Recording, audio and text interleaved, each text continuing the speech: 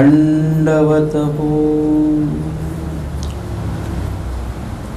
डोमेग्राम लीळेंच्या आजच्या 5व्या सत्रामध्ये आपण घेत आहोत उत्तरार्ध 145 क्रमांकाची लीळा सहस्रार्जुना वरप्रदान. सर्वज्ञे म्हणितले सासार्जुन तो उपाळिंगू. म्हणजे आता ही मागची लीळा आहे देमतीची, कालची आपण घेतलेली. त्यामध्ये स्वामी शेवटी म्हणतात देमतीला की सासार्जुने भक्तीत थापा इंगळ घेतले, तया येसने सामर्थ्य दिले ते मातो येसना परमेश्वर तयाच्या होई जो का देमती.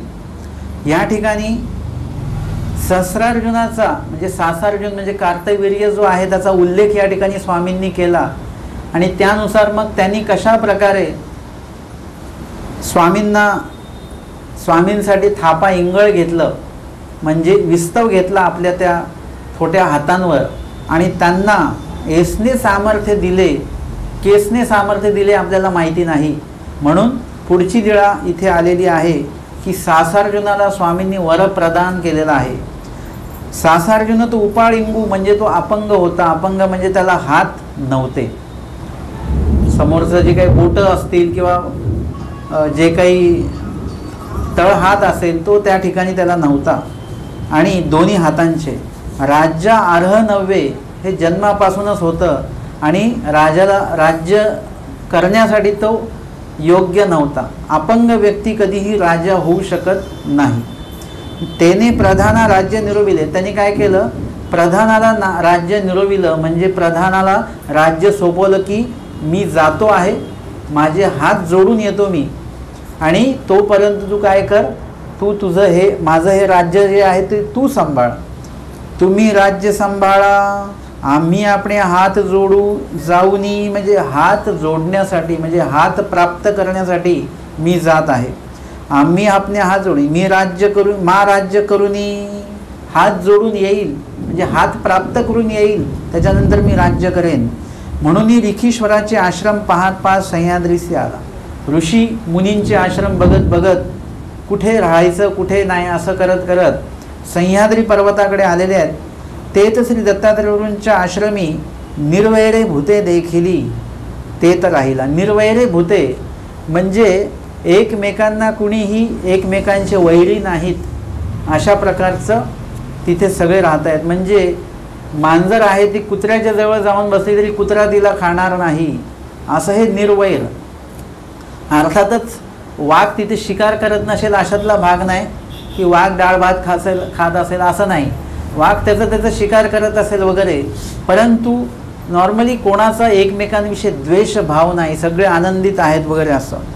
काही सेवादास्य केले नाही ते तर राहिला, काही सेवादास्य केले. तिथे थांबला तो दत्तात्रेयांच्या त्या आश्रमात थांबला, परंतु सेवादास्य मात्र त्यांनी काहीच केलं नाही.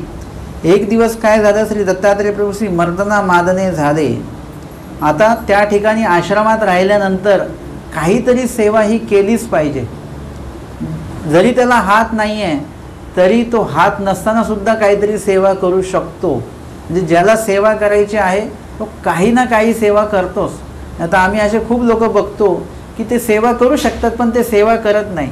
एका बाजूला कोपऱ्यात उभे राहतील, बसून राहतील, दुसरे सेवा करत असताना बघतील, दुसऱ्यांना कामं सांगतील, पण स्वतः मात्र सेवेच्या नावाखाली हात पाय अजिबात हलवणार नाही. तुमची ओळख ही सेवेमुळे होत असते बरं का. आणि तुम्ही सेवा करत असताना इतर लोकांनी पाहू ना पाहू पण देव तुम्हाला बघत असतात. आज जर का तुम्ही तुमच्या इथे सेवेचा भाव वाहत ठेवला तर उद्या जाऊन मार्गात जाऊन तुम्हाला सेवा सुचेल, सेवा स्फुरेल, सेवा मिळेल. आज जर का तुम्ही सेवा टाळली तर उद्या तुम्हाला सेवा मिळणार नाही, दुसऱ्यांना सेवा मिळत राहतील, तुम्हाला भेटणार नाही. म्हणून सेवा ही कुठेही गेलं, मार्गात गेलात तर आवर्जून तिथे सेवा ही केलीच पाहिजे. केश कळाप धुवावया करणे धुपटणे पाहतू होता. आणि स्वामींचं त्या दिवशी मर्दना मादने स्नान सगळं झालं. केश असे सोडलेले दत्तात्रेय प्रभूंनी आणि केश कळाप धुपवाव्या करणे म्हणजे त्याच्यामध्ये धूप वगैरे असं दाखवून त्या केसांमध्ये ओल्या केसांना, तर त्यासाठी तो धुपटणं शोधत होता. तेव्हा धुपटणे ने दखे धुपटणं त्याला भेटलंच नाही. मग केश कळाप वाळती तरी धूप न लगे, केश कळाप वाळून जातील आणि मग त्याला धूप लागणार नाही. म्हणून थापा अंगारा घेतला, त्यांनी आपल्या थापेवरच, म्हणजे त्याला बोट किंवा हात नाही आहे, जे काही हाताचा भाग आहे त्याच्यावरच त्यांनी विस्तव घेतला आणि वरी धूप घातला. आणि कोणा जरी सांगितलं याच्यावर धूप टाका म्हणून, आणि तो धूप दाखवायला लागला. दत्तात्रय प्रभू असे पाठीमोरे बसलेले आहेत, त्यांच्या मागे तो उभा राहून ते धूप दाखवतो आहे केसांना. केश कळापा धूपू लागला, आणि केश कळापाला धूप लागायला लागला. तव करपटानी आली. एक विशिष्ट वेळाने काय झालं की धुपाचा वास संपला आणि त्याचं चामडं जे जळायला लागलं त्याची करपटानी आली, म्हणजे करपट असा वास यायला लागला, चामडं जळायल्यासारखा वास यायला लागला. श्री दत्तात्रय प्रभू ऐसे पाहिले, आणि श्री दत्तात्रय प्रभूंनी मागे वळून त्यांच्याकडे पाहिलं की वास कुठून येतो आहे.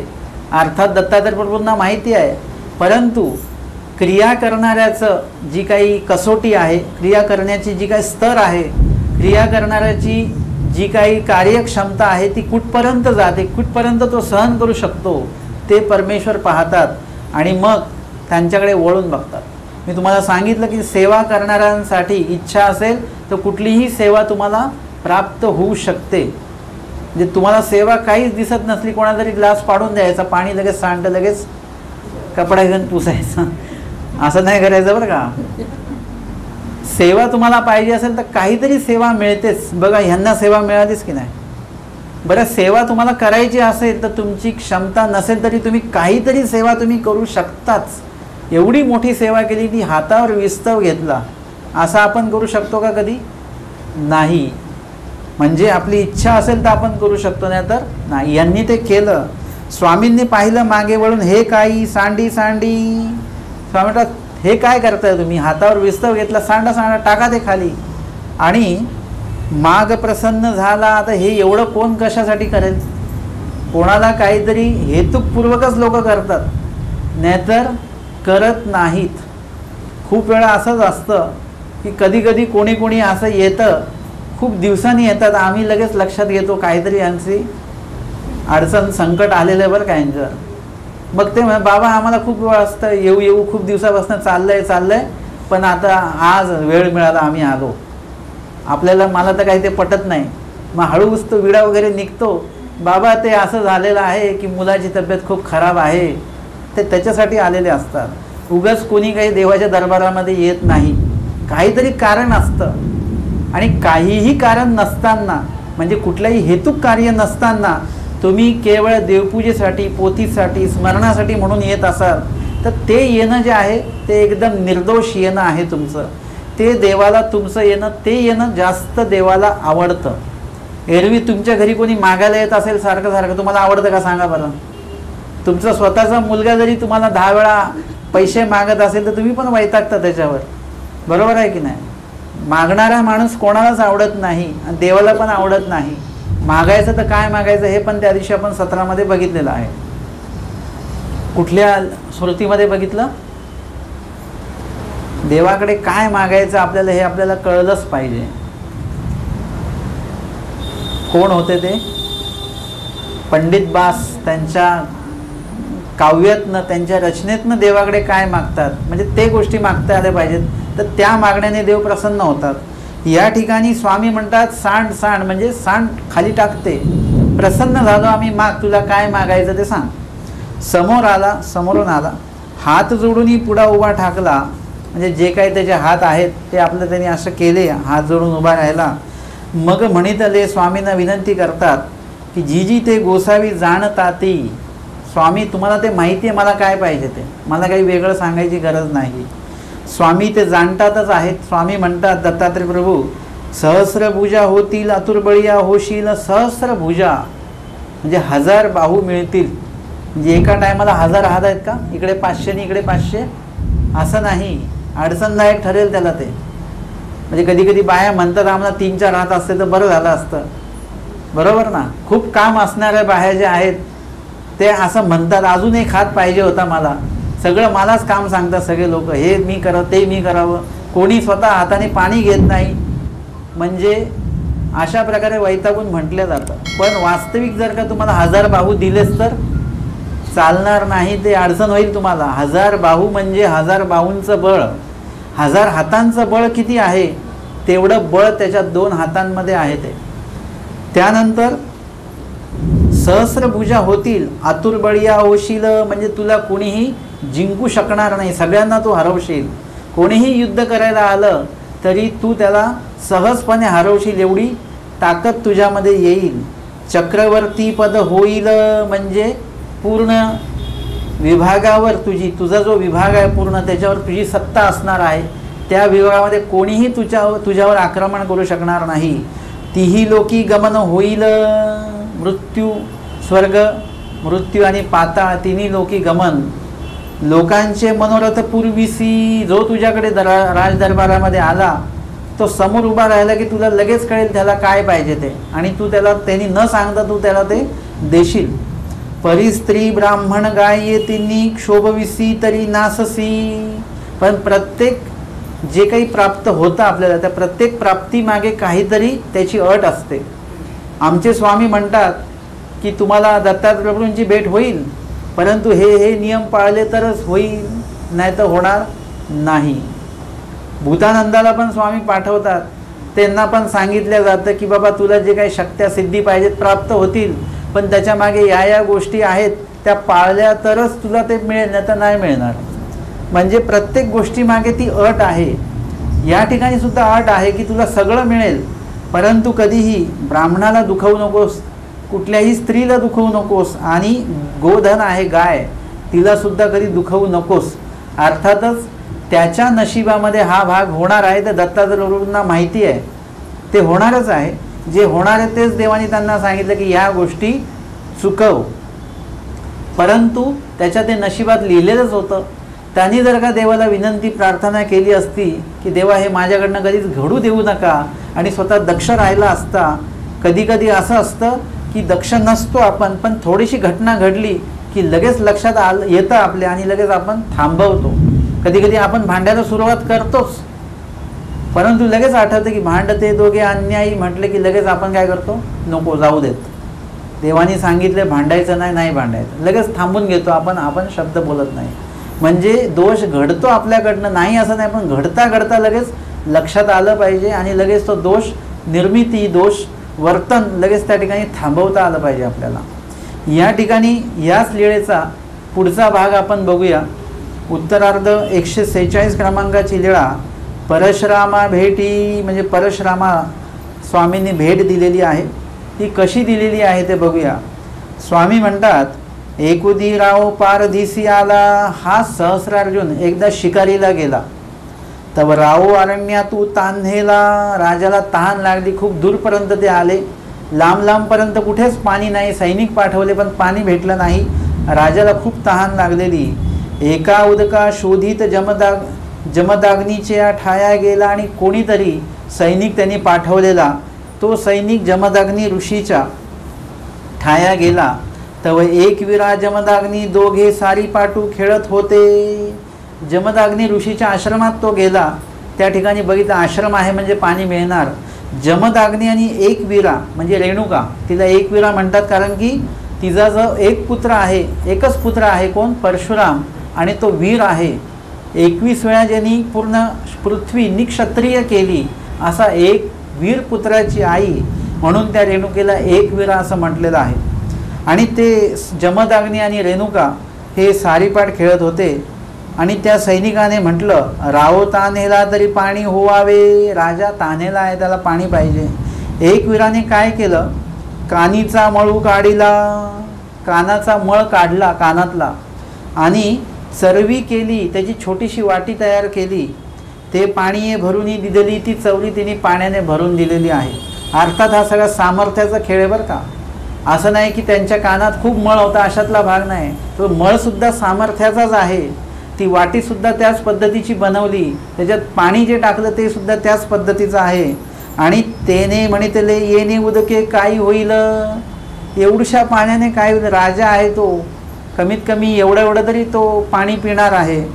एक विरा म्हटले जा पुरेल. ती म्हणते घेऊन तर जा, पुरेल ते.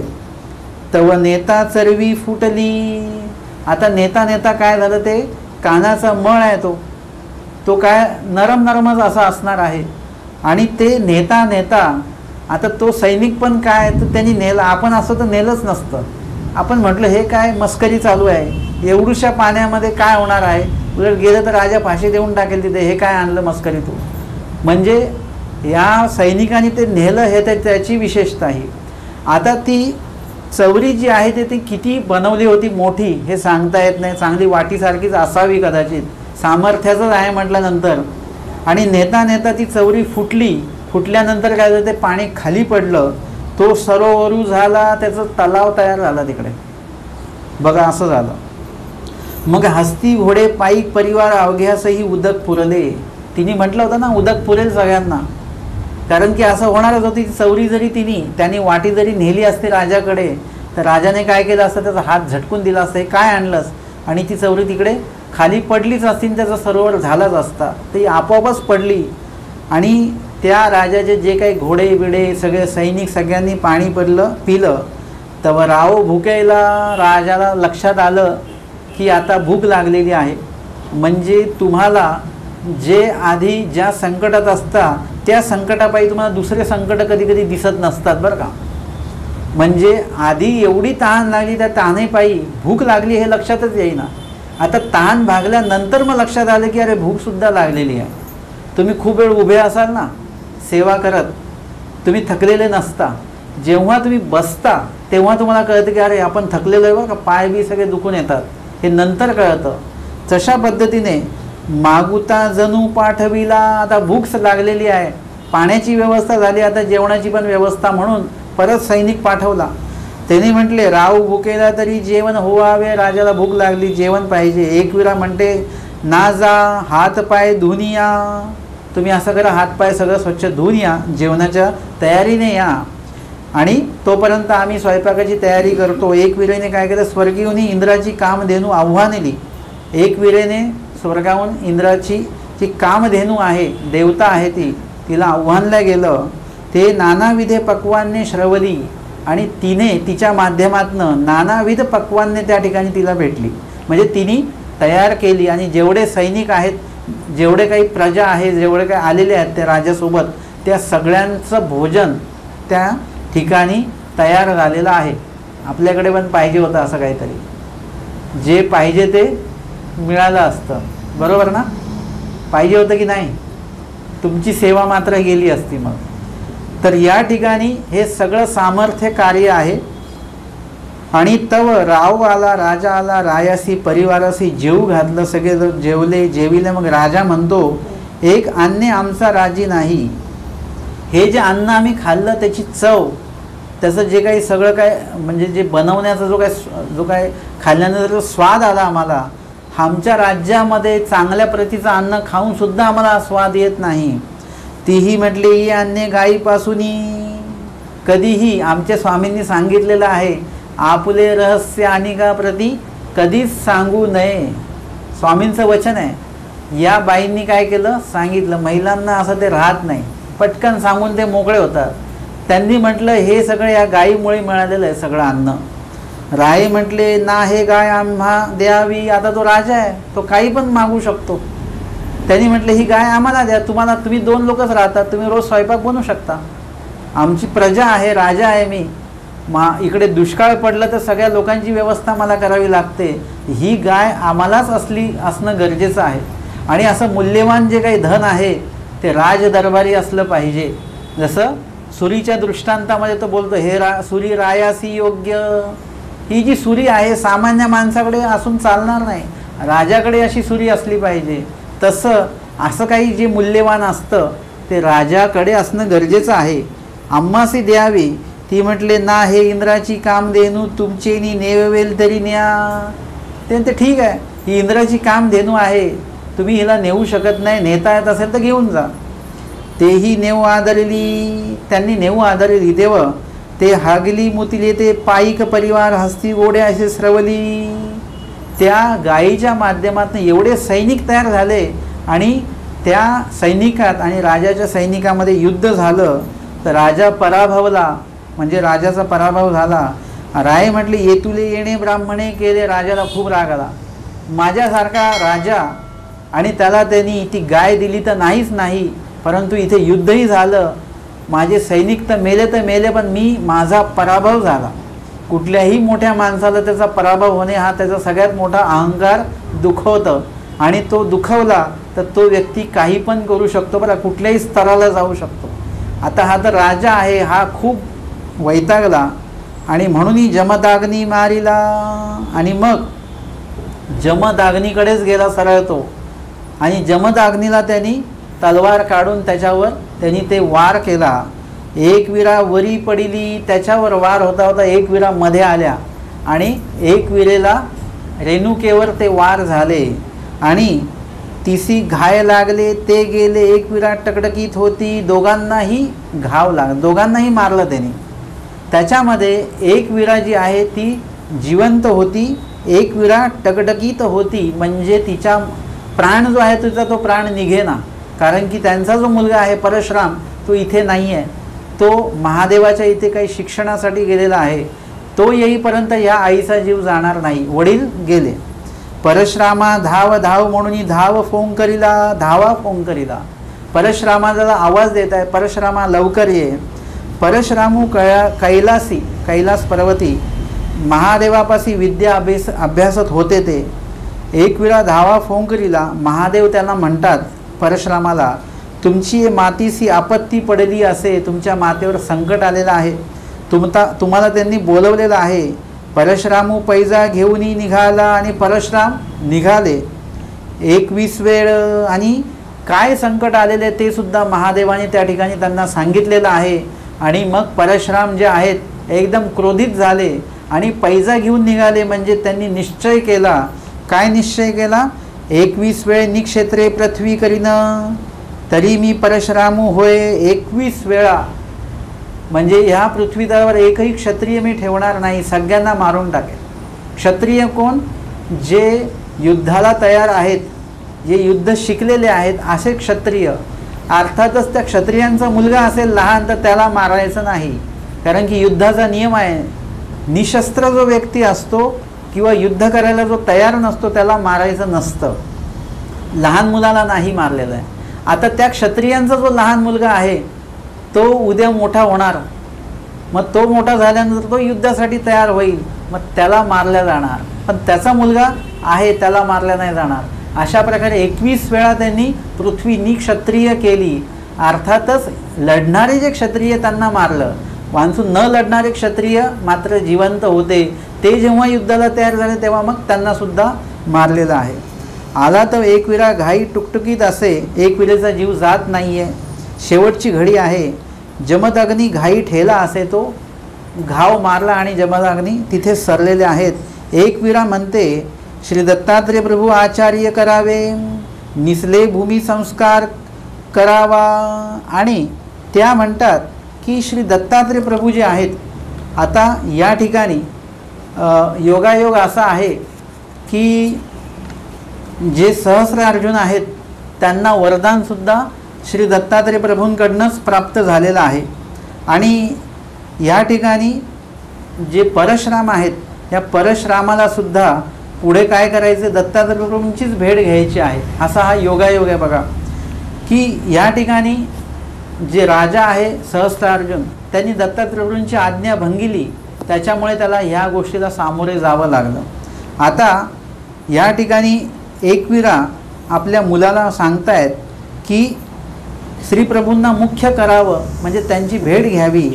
निसले भूमी संस्कार करावा, म्हणजे कोरी भूमी, जे निर्दोष भूमी जी आहे त्या ठिकाणी माझा अंतिम संस्कार करावा. आता कोरी भूमी म्हणजे वेगवेगळे त्याचे अर्थ लावल्या जातात. ज्या ठिकाणी कुठल्याही जीवाचा निक्षेप केलेला नाही आहे, म्हणजे दफन केलेलं नाही आहे, ज्या ठिकाणी कुठल्याही प्रकारचा दोष नाही आहे वगैरे वगैरे असं केलं जातं. आपण असा अर्थ घेऊया की ज्या ठिकाणी दत्तात्रेय प्रभू उभे राहतील ती जागा काय होणार आहे, निर्दोष होणार आहे. त्या ठिकाणी म्हणजे रजतम रहित जी जागा आहे त्या ठिकाणी माझा निक्षेप करावा. आता परशुराम आईला म्हणतात दत्तात्रेय प्रभूंची भेटी घ्यावी, पण मी त्या दत्तात्रेय प्रभूंना ओळखेन कसा? तर ते म्हणतात, तयाच्या दर्शनी कोरडा काष्टी कोंब फुटती. त्यांच्या दर्शनाने कोरडा काष्टी म्हणजे सुकलेल्या लाकडाला सुद्धा कोंब फुटेल. तैसेची एक विरा देह ठेविले आणि त्या सुद्धा सरल्या. परश्रामे दोन्ही कावडी घेतली, म्हणजे दोघांनाही कावडीमध्ये घेतलं. कावडी खांद्यावरी परश्राम बहुत भूमी हिंडनला, खूप भूमी ते हिंडले ती कावडी घेऊन. मग सह्याद्रासी आला आणि सह्याद्री पर्वताकडे ते आलेले आहेत. ऐसा जाते तर ऐलाकडून दत्तात्रय प्रभू पारधियाचिनी वेखे बीजे करीत होते. आणि असं जात असताना तिकडून दत्तात्रय प्रभूही चाललेले आहेत, परंतु ते त्यांच्या मूळ वेशामध्ये नाही आहेत, ते पारधी वेशामध्ये दत्तात्रय प्रभू चाललेले आहेत. आता अशामध्ये दत्तात्रय प्रभूंना ओळखता येईल का? नाही ओळखता येणार. आपल्या डोक्यामध्ये पण दत्तात्रय प्रभू म्हणजे त्यांचा एक वेश आपल्या डोक्यामध्ये आहे. आता जर का अशा साधू वेशांमध्ये दत्तात्रय प्रभू आले आपल्याकडे, आपण ओळखू का त्यांना? नाही ओळखू शकणार. आणि ह्यांनी सुद्धा ओळखलं नाही. आता वेश आहे खळीचा साऊला, म्हणजे रेशमी असं तलम ते वस्त्र आहे. मालगंठी वेडीला होता, विशिष्ट प्रकारे ते वेढलेलं होतं तो कपडा. डावी करी सुनेयाची जोडी, डाव्या हातामध्ये श्वानांचं 2 श्वानं आहेत, त्यांची दोरी डाव्या हातामध्ये आहे.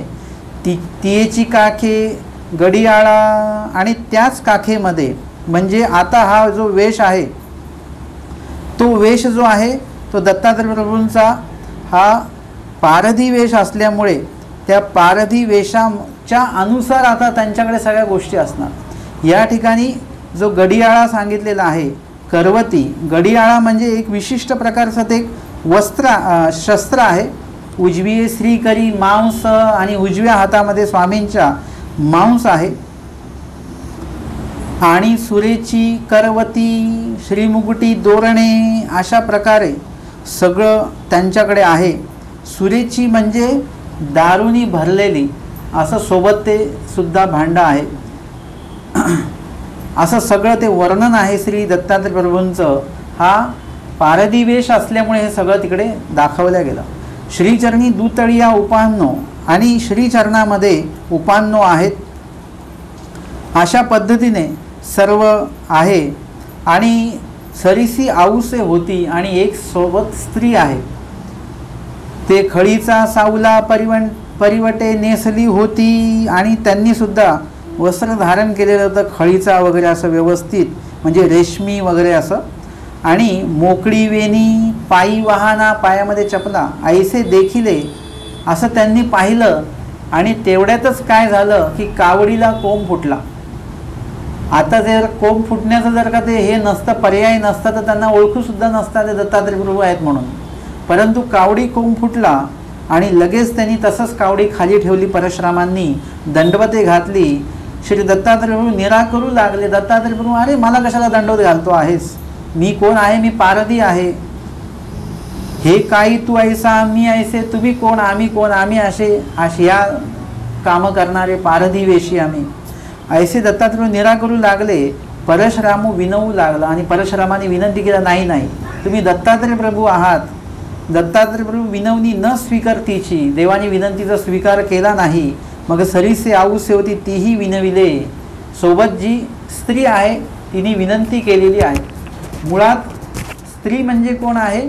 माया, अनघा सांगितलेला आहे, म्हणजेच ओळखणी माया. जेव्हा केव्हा असं काही होतं, म्हणजे परमेश्वर एखाद्याची विनंती स्वीकारत नाही, सोबतची जी भक्त मंडळी आहेत ते देवाला विनंती करतात की देवा नाही, असं त्यांना दान द्या, किंवा त्याचे जे काही बंधन आहे आपण ते फेडले पाहिजेत, असं देवाला विनंती करतात. कोणाची बंधनं? कोणाची? घोड्याची की वाघाची बंधनं. त्या वाघाला बांधलेलं होतं, आणि भक्त मंडळी म्हणतात की ते त्याला सोडलं पाहिजे, मुक्त केलं पाहिजे. बैल की वाघ? बैल होता, बरोबर? हो बरोबर. तो जो बैल आहे त्याला बांधलेला आहे, आणि तो किती दिवस उपाशी आहे, ताणलेला आहे. आणि अशा वेळेला आमच्या स्वामींनी माळेकाराचा दृष्टांतसुद्धा त्या ठिकाणी निरूपण केलेला आहे. देवाला विनंती केली की परमेश्वर काय करतात? विनंतीचा स्वीकार करतात. या ठिकाणी जेव्हा केव्हा असं काही प्रतिकूल कोणी व्यक्ती असतं, त्यावेळेला ओळखणी माया जी असते ती त्या व्यक्तीला काय करते? अनुकूल करते. जसं पांड्या स्वप्नी नाम स्वीकार का, पांडा हा प्रतिकूल होता, परंतु त्याला स्वप्न दाखवलं. कोणी दाखवलं? देवानी नाही दाखवलं, ओळखनी मायेने ते दाखवलं. संयोग योग साह्य तिने माया करते, तिने दाखवलं, त्यांना अनुकूल केलं. अशा पद्धतीने या ठिकाणी सुद्धा ती जी माया आहे ती विनंती करते. अर्थातच त्यावेळी दत्तात्रय प्रभू विनवणी स्वीकारली, स्वामींनी विनंतीचा स्वीकार केला. त्यावेळी दत्तात्रय प्रभू म्हणितले, परशुरामा सर्व तीर्थे आणावी लागती. म्हणजे कर्मराठीमध्ये पद्धत आहे. सर्व तीर्थ ते असतात ना, कितीतरी धाम करून यायचे. आयुष्यामध्ये एकदा तरी ते सगळे धाम करून आले पाहिजे, म्हणजे आयुष्य सफल झालं. आपल्या लोकांमध्ये अजून एक गोष्ट आहे की मरायच्या आधी एकदा प्रायश्चित केलं पाहिजे, म्हणजे आपण निर्दोष झालो. आयुष्यभर पाप करायचे आणि मरायच्या आधी एकदा प्रायश्चित केलं की सगळा हिशोब पुसला जातो, असा आपला गैरसमज आहे. तर तसं नाही. तसंच सर्व तीर्थ जे आहेत, 108 तीर्थ आहेत, त्या सर्व तीर्थांचं पाणी आणायचं, म्हणजे तरच हा विधी पुढचा पूर्ण होईल. हा कर्मराठीच्या पद्धतीचा विधी आहे. स्वामींनी काय केलं, ते कर्मराठीचे आहेत म्हणून त्या हिशोबाने तुमचा विधी होऊ द्या. म्हणजे देव आपला विधी सांगत नाहीत. आपला विधी कोणाला सांगतील? येथीची अशी सांगतील की बाबा हे काही करायची गरज नाही.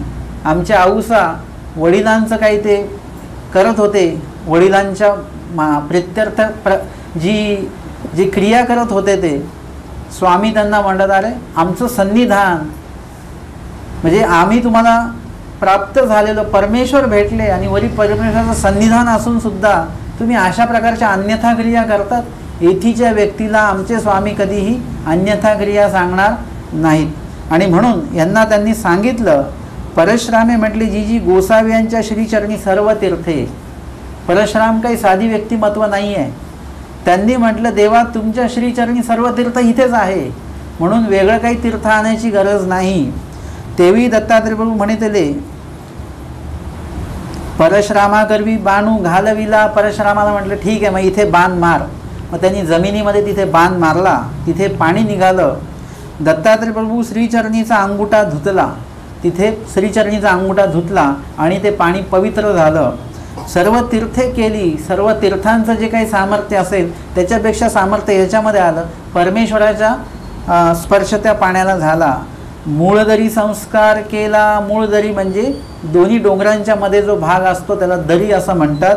मुख्य दरी जी आहे त्या प्रकारचं. एकू टोळा घातला, मूळ पिठी प्रतिष्ठिला. आणि त्या ठिकाणी मग सर्व जो अंतिम विधी आहे तो सर्व अंतिम विधी त्या ठिकाणी केल्या गेलेला आहे. आणि सर्व त्यांनी जे म्हटलेलं होतं की निर्दोष ठिकाणी तो विधी केला गेला पाहिजे, त्या पद्धतीने तो विधी केला गेलेला आहे. आणि त्या ठिकाणी एक टोळ ठेवला, म्हणजे तिकडे एक दगड वगैरे ठेवलेला आहे. आणि त्या मूळ जागेवर ज्या ठिकाणी ते दफन केलेले मूळ पिठी प्रतिष्ठिली, ती तिथे शक्ती निक्षेपिली आणि सुरा करून सिंचन केले. म्हणजे आता हातामध्ये जे मद्य आहे तिथे सिंचन असं टाकलं, ते शिंपडलं. मास वाहिले भोग पाव ऐसे म्हणितले. म्हणजे भोगाते पाव. अर्थातच कोणी नवद जाप्य वगैरे काय करेल तर त्या ठिकाणी ती त्यांना पावेल, अशा प्रकारचं तिला ते वरदान दिलेलं आहे. महादाईसी पुसले सर्वे सवे होती ती एक कोणे. महादाईसांच्या डोक्यात हा प्रश्न की सोबत होत्या त्या कोण होत्या.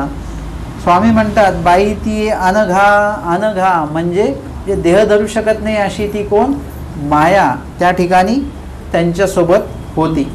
आजच्या या डोमेग्राम सत्राच्या 5व्या सत्रामध्ये आपण या ठिकाणी उत्तरार्ध 145 क्रमांकाची सहस्रार्जुना वरप्रदान आणि दुसरी लीळा उत्तरार्ध 146 क्रमांकाची परशुरामा भेटी या 2 लीळेवर आज आपण श्रवणाने चिंतन केलेलं आहे.